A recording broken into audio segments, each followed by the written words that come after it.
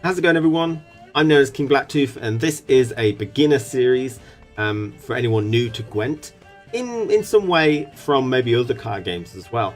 So Gwent has changed quite a bit, both visually and mechanically, so some of the older videos might be a little outdated, so I felt the need to do this. So we've got a brand new account here, and I've just finished the intro tutorial, which you'll have done as well. And so I've got some resources up here, and this is for buying card packs. These will be known as kegs in future reference. We've got one keg, which is a pack of 5 cards. And we've got some ore here, which you use to buy more kegs. So it costs 100 ore to buy a keg. So I've essentially got 2 kegs there.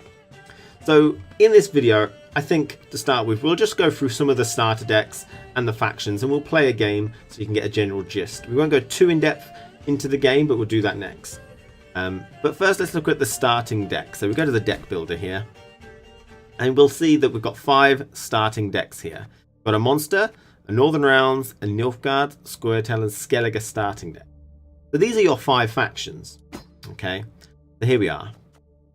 Now, if you come from a different card game, your factions in this game are basically your colours in Magic the Gathering, or maybe your heroes in Hearthstone.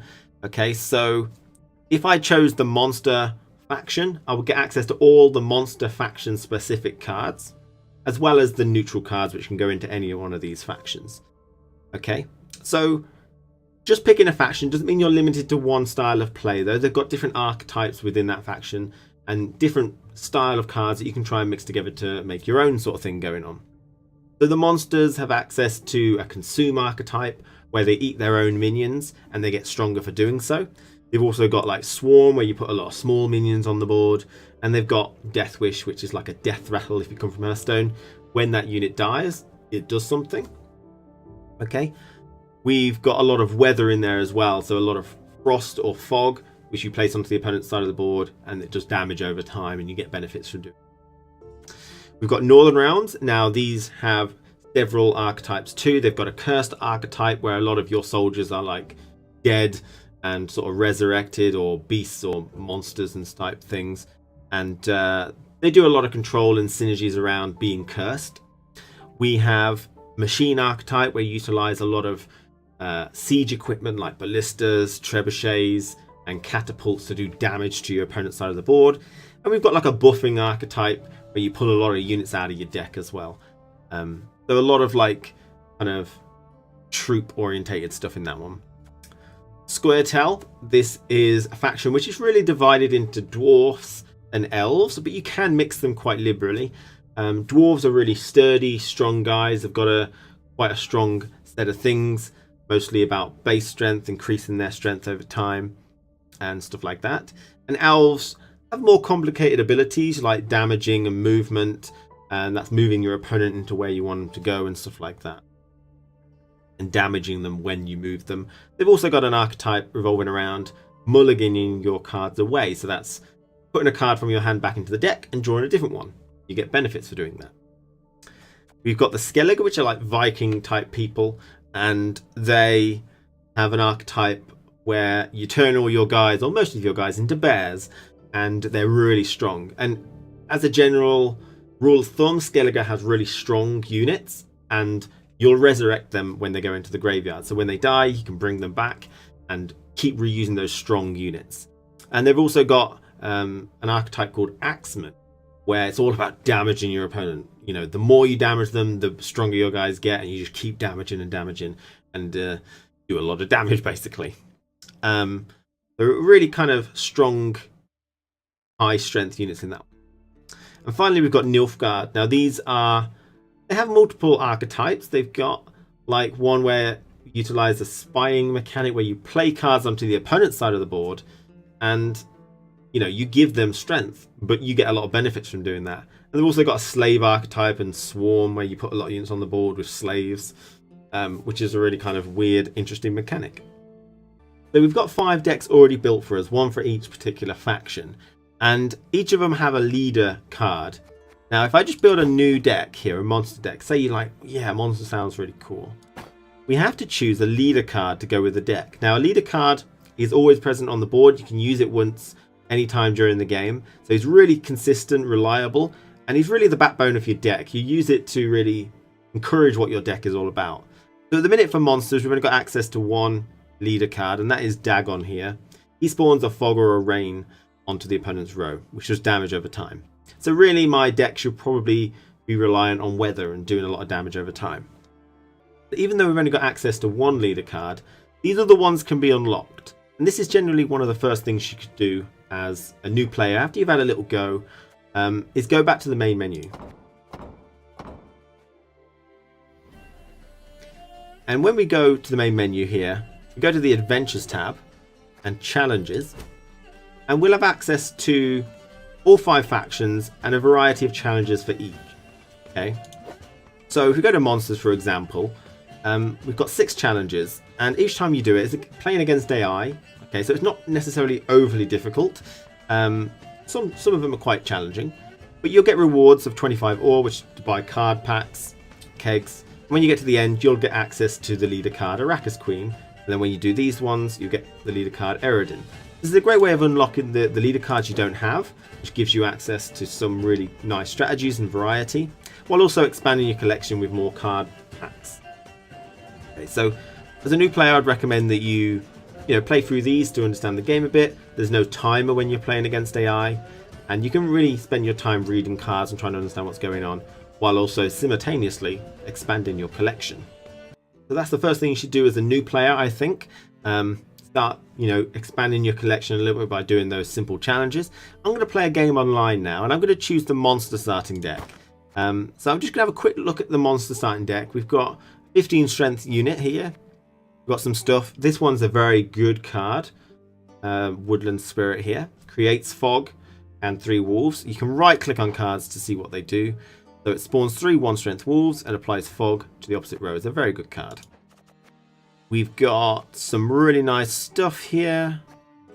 That allows us to play more weather. So we're going to be basically going for fog in this deck. That'll utilize these guys. Boost by 1 if fog is on the board at the end of the turn. So we'll play fog and then we'll boost with these guys. These guys don't really fit in the deck, so that might be the first thing that I'll try and switch out. And we've got some more fog there. So yeah, we'll just save it for now, and we'll play a game online so you can sort of get the idea of the general flow of Gwent. And we're not going to go too in depth into what I'm doing. We'll save that for another video. But obviously you probably played the tutorial, so hopefully you know a little bit about it. If you've got any questions, ask me in the description below. Okay, but I will hopefully cover them in later videos too. So he's playing monsters and I'm playing monsters as well. So we're both going to be using a bit of fog. For that reason, he's going to be playing a weather against me. So I think First Light, which clears weather, is going to be quite useful. He's a bad card. I don't want him. He comes out automatically. These guys also summon all copies, so we don't want 2 of them in hand. I think that's a good start. So we'll stop the redrawing there. Okay, so my opponent goes first. And we're going to take it in turns to play 1 card each with particular abilities tied to that card. And the way you win Gwent is by winning 2 out of the 3 rounds. So this is round 1. You need to win 2 out of the 3 rounds. And you win a round by getting the highest total strength, which is located here. So I'm going to start by using the Arrakis drone to summon all copies of this minion from my deck, which draws it deck like that. So that means I'm not going to draw them later, which is great, because I don't want to draw rubbish ones like that. We want to get them all out in one go. The next thing, I mean, if his deck is a starting deck, he's going to have a very similar deck to mine. So, similar tactics. I'm going to be using the fog next, which is going to do 2 damage over time every turn to his side of the board on a particular row. The earlier we get that going, the more value we'll get for it. So there you go, 2 damage. That's going to do 2 damage to his highest unit at the start of every turn for him. Okay, he's a potion which buffed a lot of people. His total strength is really high, actually, 26 to 9. So I need to be careful not to just, lose value here. But I'm going to throw down this guy And he's going to boost by 1 if Fog is on the board at the end of the turn. So I'm catching up, so I don't have to worry about him out-strengthening me.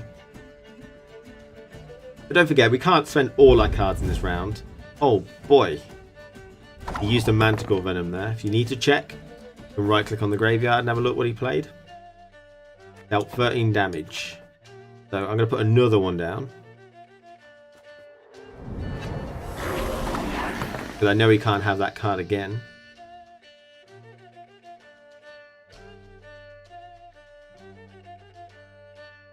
Okay.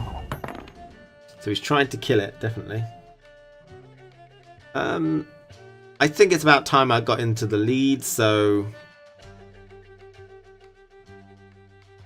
I'm going to play Geralt. Any last words? Okay. The weather is doing 2 damage. My Ancient Foglet getting 1 strength. My Ancient Foggy Boy. Love him. And so at some point, we're taking turns to play 1 card each. One of us is going to pass, whether it be me or him, which means we can't play any more cards this particular turn. The opponent can play as many as he wants. But if you're coming from something like Hearthstone or Magic the Gathering, where you've got land or mana, Gwent really doesn't have that.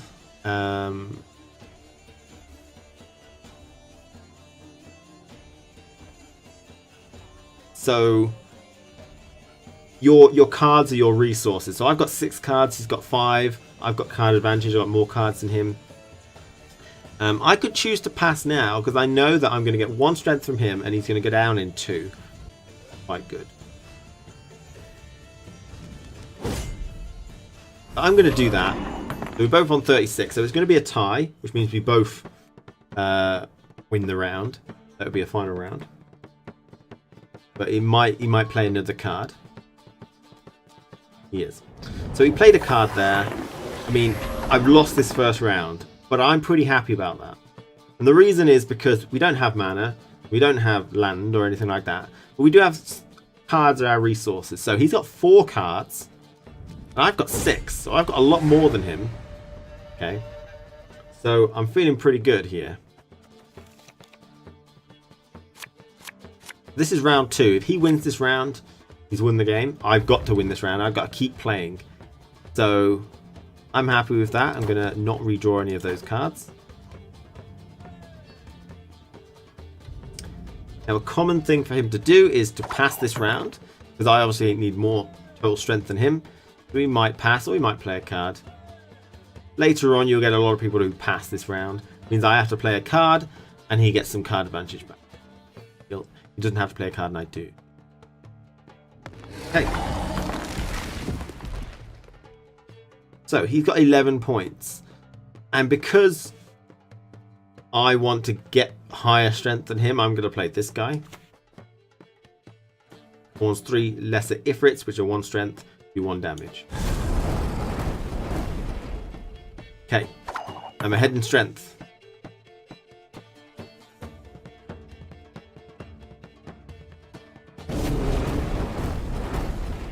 Yeah, I'm not ahead in strength.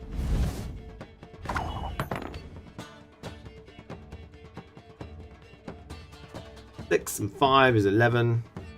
Go to 18, which is not enough. I'll do it.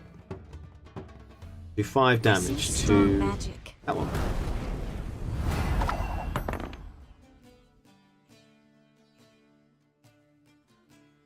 So as you can see, this is round 2. I have to win this one. Because if I lose this one, I've lost the game because he's already won 1. Oh boy, that's not a good card to play from hand. We can play this now. You might wonder why I'm putting them all on the same row. Because this card boosts 5 adjacent units, so... Portals.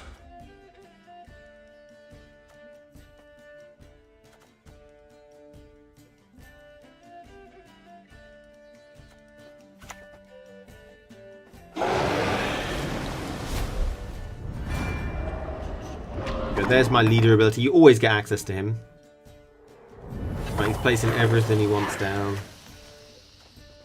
Going to do 13 damage to that. I know that was less value, but that will get strength over time that we don't want.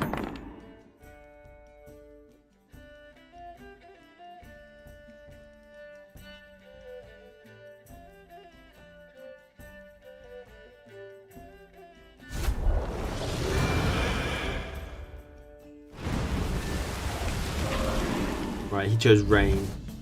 So I'm going to use this to clear the weather, which also gives me +2 on my damage unit. In the lead. Okay, so he's run out of cards, so he has to pass. I'm already ahead, so I can pass. That's round 2. Now, generally, there, my opponent spent too many cards in round 2. He's got none for round 3, apart from the one he's going to draw. So this is where you really get to see that mana is not important, because you can play, every card is sort of equal in mana. You play 1 card per turn. Oh, that's not going to be good anymore. Actually, it would have been. But it's my turn first because I won, so I go first. So let's start with this guy. But, you know, he spent too many cards in the second round, so now he's got none left and he can't possibly win. So Not bad. Not bad at all. I can pass here because he's got nothing left.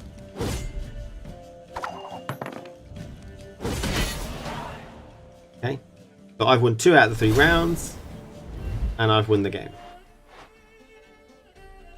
So just consider how many cards you're playing around. It's not good to play too many cards after the opponent's passed, or get too far behind that they can pass and you'd have to play too many cards. So really this game is about knowing when to pass, as well as what strength of cards to play when, and you know, what combos. I mean, I've got several combos here. I mean, like Commander's Horn would boost 5 units that are lined up next to each other, so I was setting that up as we went. I set up my weather very early, which my opponent failed to do. I kept a really strong card back till I really needed it, which was nice. So knowing what cards to play when, how much strength, trying to get ahead of your opponent, or you know, setting up some really good combos, knowing when to pass is going to be the most important thing. So that'll lead us on to the next lesson, where we look at that and maybe look at some different decks too. But we're going to cut you off here. If you've got any questions, let me know. Thank you for watching.